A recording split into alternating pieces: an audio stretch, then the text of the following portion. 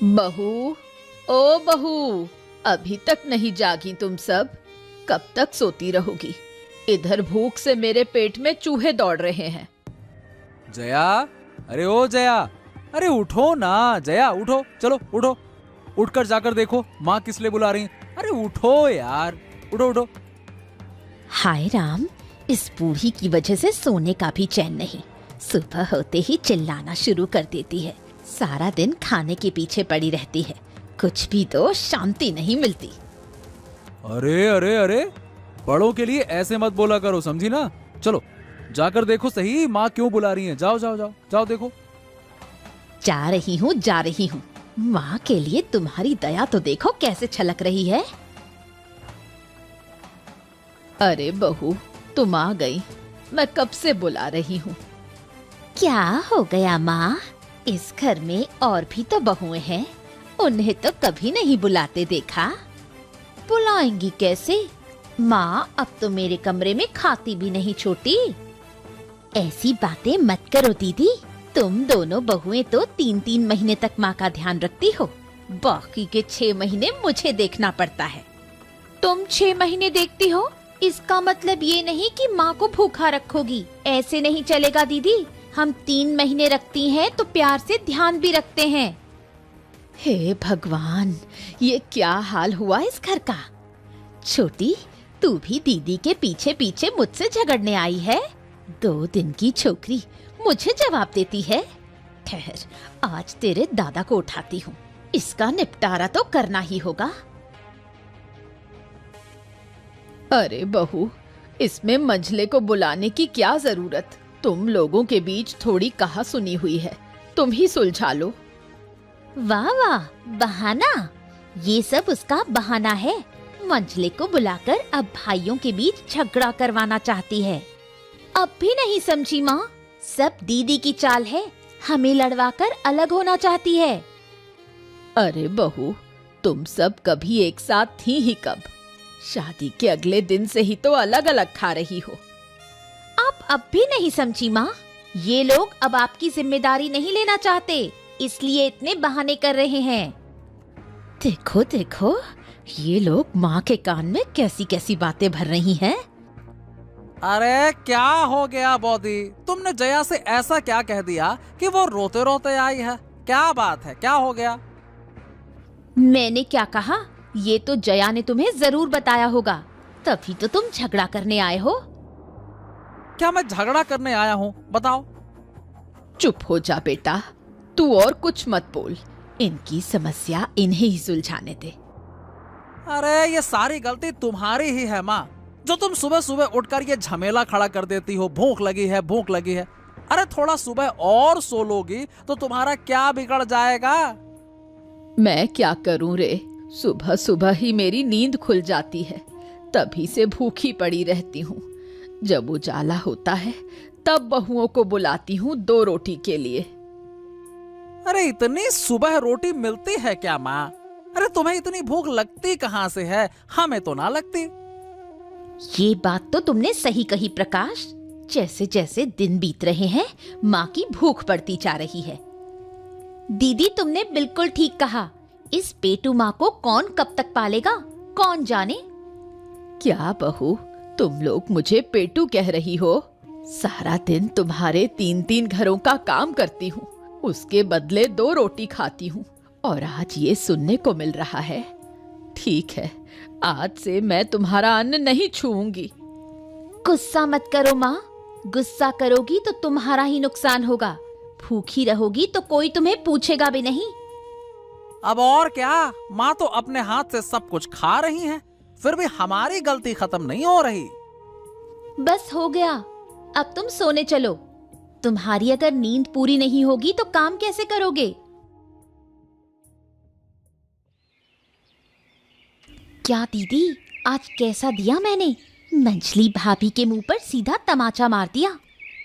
अरे वो तो कहने की बात ही नहीं, बहुत दिनों से अकड़ दिखा रही थी, आज तो उसको दवा मिल गई। और उस बूढ़ी औरत का गुस्सा देखा तूने? पेटू कहने पर कैसे भड़क उठी थी। यही तो दीदी, हमारा खाती है, हमारा पहनती है और फिर हम पर ही रौब दिखाती है।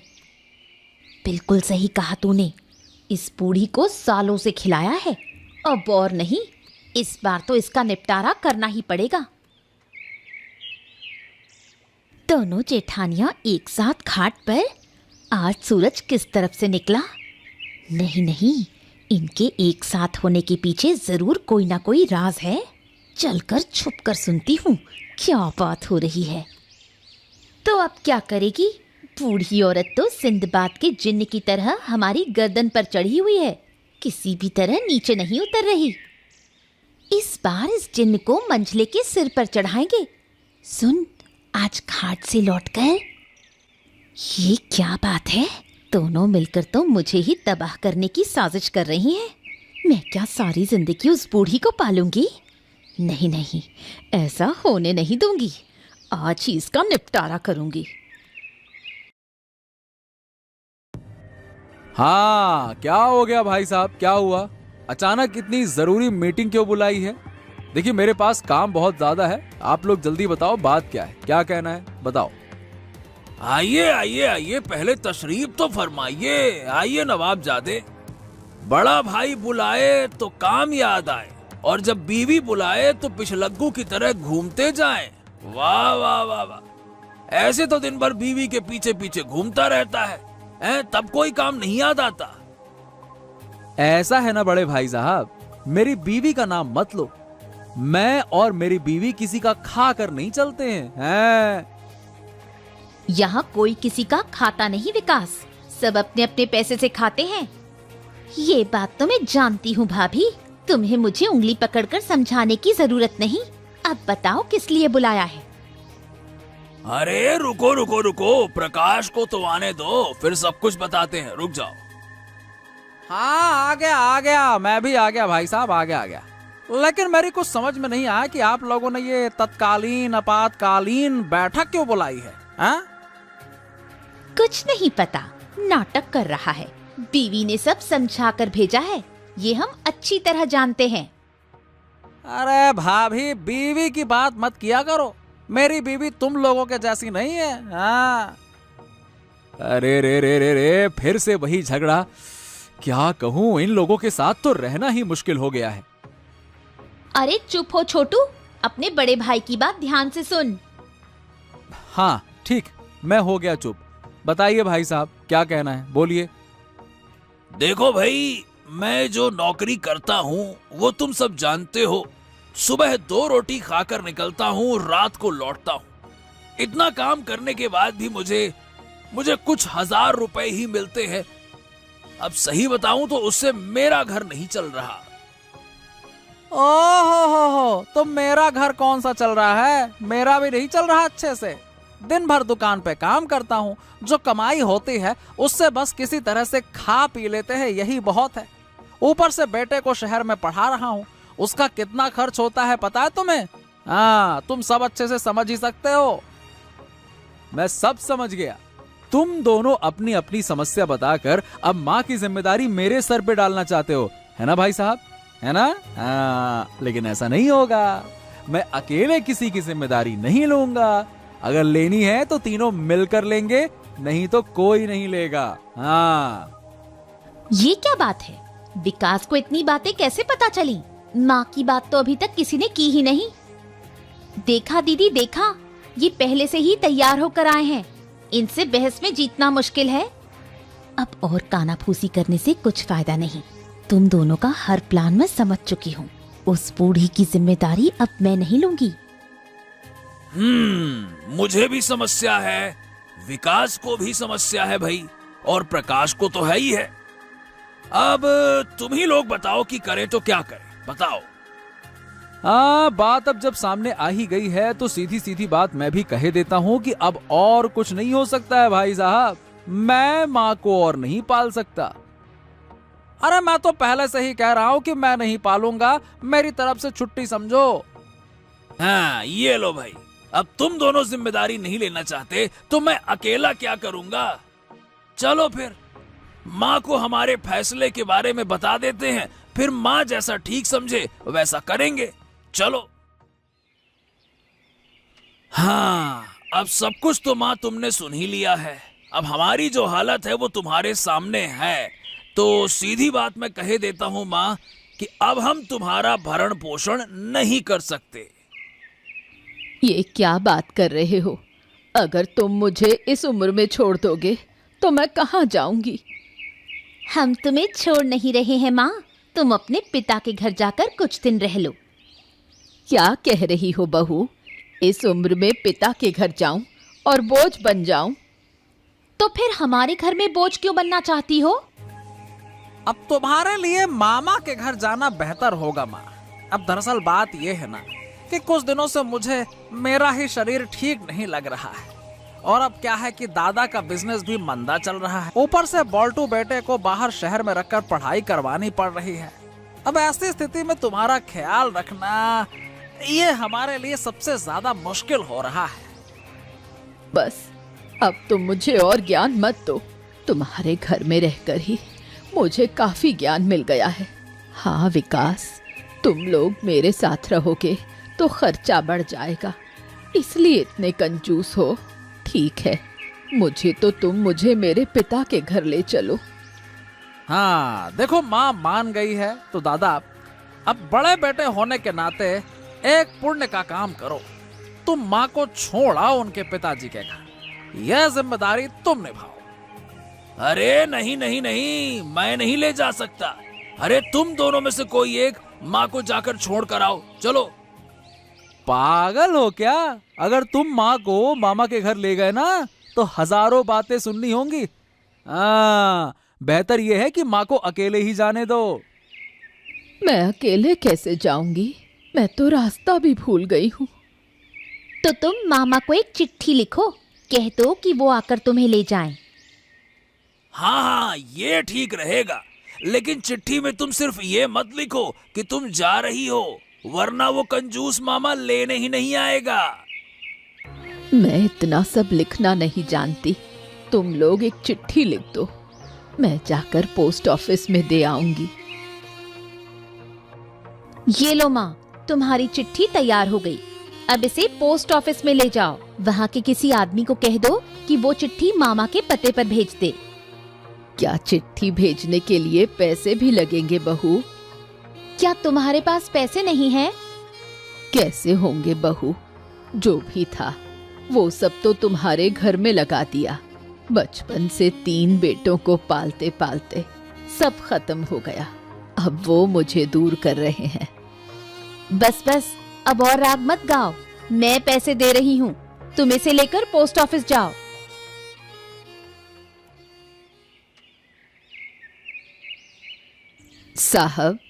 साहब घर में हैं? कौन है? अंदर आइए, आ जाइए आ जाइए। मैं एक काम से आई थी, मुझे भाई के पास एक चिट्ठी भेजनी है। हो, इतनी उम्र में भी चिट्ठी भेजने यहाँ तक आई हो? अरे घर में कोई नहीं है क्या? है तो, लेकिन मेरे 3 बेटे अपने काम में व्यस्त हैं, इसलिए चिट्ठी मुझे ही लानी पड़ी। ओहो, ठीक है, लाइए चिट्ठी दीजिए और खर्च के रूप में 2 रुपए दे दीजिए। चिट्ठी समय पर पहुंच जाएगी, लाइए। लो चिट्ठी और पैसे, थोड़ा जल्दी करिए। अगर चिट्ठी का जवाब आ गया तो मुझे फिर से तैयार होना पड़ेगा। अरे इसके बारे में तो आपको चिंता करने की जरूरत ही नहीं है, कल ही सारी चिट्ठियां भेज दी जाएंगी। ठीक है, अब आप अकेले घर जा पाएंगी या आपको साथ में भेजा जाए किसी के, बताइए। जी चली जाऊंगी, ये कोई बड़ी बात नहीं। बेटों के घर में इससे भी ज्यादा काम करती हूँ। अब मैं चलती हूँ, बीच में आकर देख लूंगी। अरे चिंता करने की कोई जरूरत नहीं है, आपके नाम से कोई चिट्ठी आएगी तो आपके घर पे भेज दी जाएगी, ठीक है ना? निश्चिंत रहिए, जाइए। मछली का सिर लो, वो मैंने तुम्हारे लिए पकाया है। अरे बस और मत दो जया। बाप रे, इतना खाना खा लेने के बाद मछली का सर खाने के लिए क्या पेट में जगह बची है क्या? ठीक है, अगर तुम नहीं खाओगे तो मैं इसे बिल्ली को दे दूंगी। मैं भी इस बार खा चुकी हूँ, बेकार ये नष्ट हो जाएगा। अरे तो माँ कहाँ है? मामा के घर चली गई क्या? नहीं, नहीं गई, लेकिन जाने के लिए तैयार है। तो खाना कहाँ खा रही है? हमारे घर में ही? नहीं नहीं, मैंने तो पहले ही मना कर दिया। हमारे पास इतना खर्चा है, हम और किसी को पाल सकते हैं क्या? तो कहाँ खा रही है? छोटे के घर में? नहीं, छोटी भी नहीं खिला रही। बड़ी बहन ने कहा था कि वो खुद खाना बना रही हैं। वो शाक खा रही हैं, जो उन्होंने घाट पार से तोड़कर उबाल लिया है। इसे ही कहते हैं जीवित मछली, जो जीते जी हमें परेशान कर रही है। अरे अगर समय पर मर जाती तो क्या होता है? तुम लोगों के जैसा है रावण का वंश। इतनी आसानी से यमराज तुमसे नहीं मिलेंगे। सच कहा, इसी राम के वंश में तुम्हें आना पड़ा। ममता कौन है? ममता, ममता की चिट्ठी आई है। ममता। जी बाबू, मैं ममता हूँ। हाँ जी, आपकी चिट्ठी आई है। यहाँ पे आपको हस्ताक्षर करना होगा। हाँ, किसने चिट्ठी भेजी है माँ? मैंने अपने भाई को चिट्ठी भेजी थी कि मुझे लेने आए। शायद उन्होंने ही जवाब भेजा है। ये क्या हुआ? मामा ने तुम्हें जाने के लिए चिट्ठी में लिखा होगा। क्या लिखा है ये नहीं देख सकती, फिर कैसे बताऊं बेटा? बहू, ये चिट्ठी पढ़ो, देखो क्या लिखा है। अभी माँ, मैं पढ़कर सुनाती हूँ। प्रिय बहन, काफी दिनों से तुम्हारा कोई पत्र नहीं मिला। आखिरकार जो पत्र मिला उसे पढ़कर मुझे खुशी और दुख दोनों हो रहे हैं। खुशी इस बात की है कि तुम अब हमारे पास रहोगी, और दुख तुम्हारे 3 बच्चों के बारे में है, जिन्होंने बहू के बहकावे में आकर अपनी माँ को घर से निकाल दिया। खैर, ये बातें छोड़ो, अब काम की बात पर आते हैं। जमाई बाबू ने तुम्हें जो गुप्त खजाने के बारे में बताया था, तुम उन्हें बता नहीं पाई। सावधान रहना, कभी भी ये बात अपने 3 बेवकूफ़ बेटों से मत कहना। मैं बहुत जल्दी तुम्हें लेने आऊँगा। फिर हम दोनों भाई बहन मिलकर वो खजाना खोदेंगे और अमीर बन जाएंगे। अब ज़्यादा नहीं लिख रहा, तुम खुश रहो, बहुत जल्द आऊँगा। और ध्यान रखना, गुप्त खजाने की बात उन्हें मत बताना। नहीं, मैं तो इन बातों को नहीं जानती। क्या? ये क्या सुन रहा हूं मैं माँ? पापा ने तुम्हें गुप्त खजाने के बारे में बताया था, हैं? अरे बाप रे, ये क्या लिखा है? मुझे नहीं पता, क्या सोच रहे हैं वो। अरे अरे अरे, तो फिर मामा ने चिट्ठी में क्या लिखा? क्यों लिखा होगा ऐसा, हैं? अब समझ में आया। तुमने हमारे साथ इतने दिनों तक झूठ बोला माँ, है ना? बताओ बताओ, वो गुप्त खजाना कहाँ पे है माँ? बताओ ना।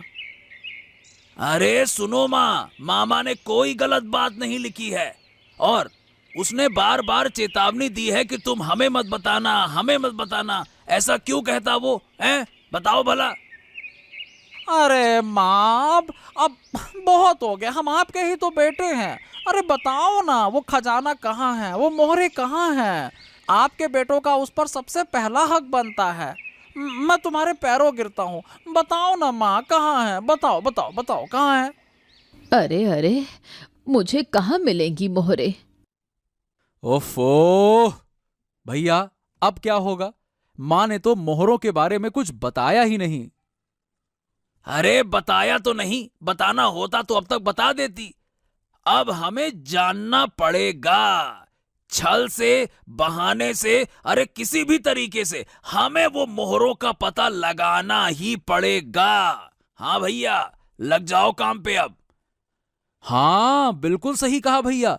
और इसके अलावा माँ को घर से नहीं निकाल सकते। अरे माँ ही नहीं रहेगी तो मोहरे और खजाने के बारे में बताएगा कौन?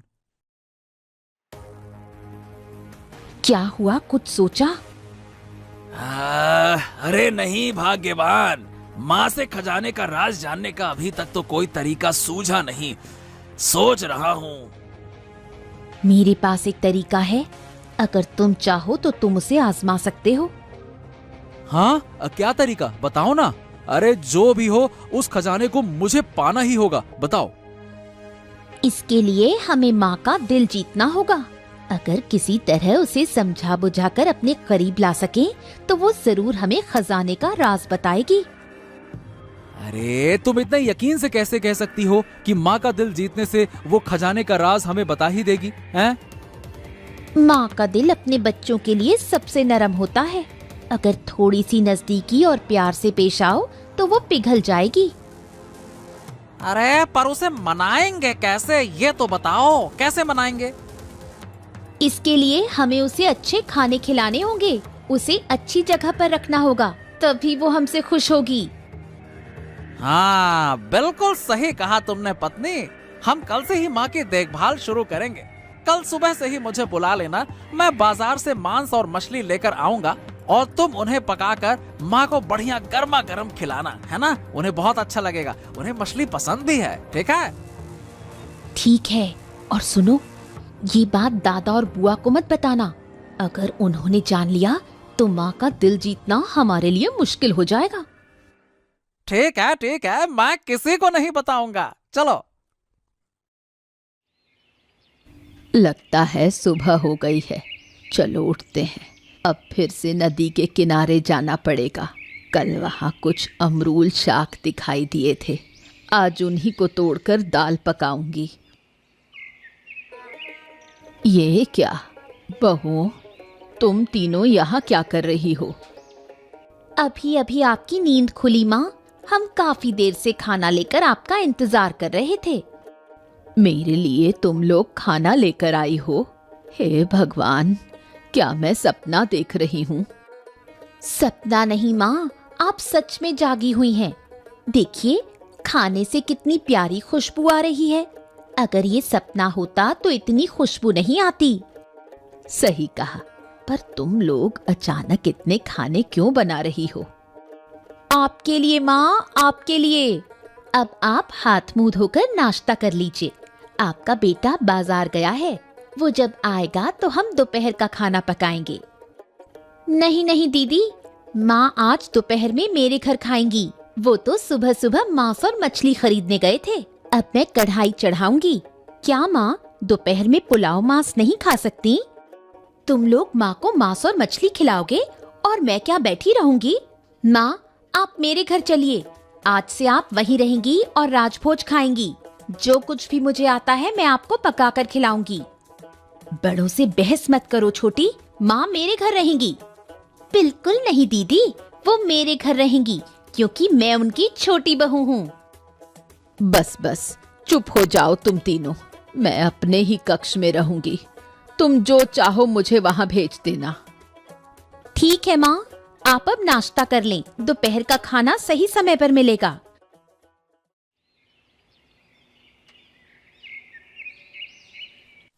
खा माँ, खा, मन लगा के खा, दिल से खा। अब से रोज तुम्हारे लिए मांस मछली लाऊंगा मैं, है ना? और हम तुम्हारे पसंदीदा सारे पकवान बना देंगे। तुम लोगों के बिना नहीं खा सकूंगी बेटा। तुम लोग भी आओ मेरे साथ, मैं तुम्हारे हाथ से 2 निवाले खाऊंगी। कितने दिनों से तुम्हारे हाथ का खाना नहीं खाया। जब हम छोटे थे तुमने हमें हमेशा खिलाया था माँ। तुम लोग भी आओ। कितने दिन हो गए माँ के हाथ का खाना नहीं खाया होगा तुमने। तुम्हें भी जरूर माँ के हाथ का खाना खाने को मन करता होगा। अरे दीदी, अरे ओ दीदी, कहाँ हो दीदी तुम? मैं आ गया।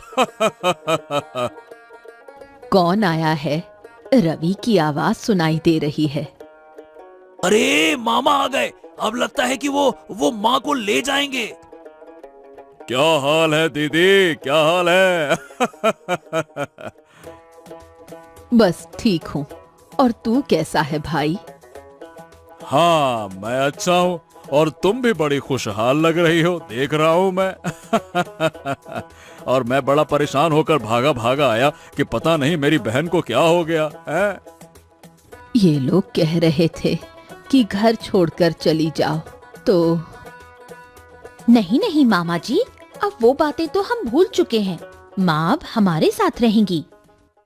अच्छा, तो अब तुम माँ को क्यों रखना चाहते हो ये मैं अच्छे से समझ गया। हाँ हाँ हाँ हाँ, वो पत्र पढ़कर ही तुम्हारी सोच बदली है ना, है ना? लेकिन ध्यान से सुनो, उस पत्र में जो कुछ भी लिखा था वो झूठ था। क्या झूठ लिखा था? ये आप क्या कह रहे हो मामा? हाँ, दीदी का पत्र मुझे जब मिला तो मैं थोड़ा व्यस्त था, इसीलिए आने में कुछ दिन की देरी हो गई। तब तक तुम लोग, ताकि दीदी पर कोई जुल्म ना कर सको, उस खजाने का झूठ मैंने कहानी बनाकर लिख दिया। बस तुम्हारे बाप के पास कोई खजाना बजाना नहीं था। जो कुछ था वो 3 कोयले थे जो मेरे सामने खड़े हैं। तू इन लोगों का अपमान मत कर भाई। अच्छा हुआ तू आ गया, अब मुझे यहाँ से ले जा। हाँ हाँ, चलो दीदी, चलो चलो, बस बस बहुत हो गया। अरे जिस बच्चे को माँ का सम्मान नहीं, उसे रिश्ते रखने में भी शर्म आती है। चलो। अरे नहीं नहीं नहीं माँ, नहीं नहीं नहीं, तुम कहीं नहीं जाओगी, तुम हमारे साथ रहोगी। हाँ, हमें अपनी गलती समझ में आ गई है माँ। अब से तुम हमारे साथ ही रहोगी। अरे ये क्या कह रहे हो? और माँ को तुम क्यों रखोगे अब अपने, हैं? क्योंकि वो तो तुम्हें कोई खजाना या सोने की मूरत तो दे नहीं पाएगी। बोलो। हमें अब सोने की मूरत की कोई जरूरत भी नहीं है मामा। माँ हमारी असली खजाना है। आज से हम उसे अपने सर माथे पर रखेंगे। माँ का ये प्यार हम अब तक समझ नहीं पाए थे मामा। आज तुमने हमारी आंखें खोल दी। बहुत बहुत धन्यवाद इसके लिए। ओ माँ, तेरे पैरों गिरता हूँ। अब तू हमारे साथ ही रहना, कहीं मत जाना। तुम लोग जब माँ के साथ रहना चाहते हो तो क्या मैं दूर जाकर रह सकती हूँ बेटा? मैं तुम्हारे साथ ही रहूंगी। हाँ माँ, अब हम तुम्हें कोई तकलीफ नहीं देंगे। जो भी हमने दी है तकलीफ अब तक, उसके लिए हो सके तो माफ कर देना। ये मेरा भाग्य समझना, अब ये मेरा भाग्य समझना जो मैं तुम्हारे लिए अपनी दीदी को छोड़कर जा रहा हूँ। अच्छे से माफी मांगो, चलो।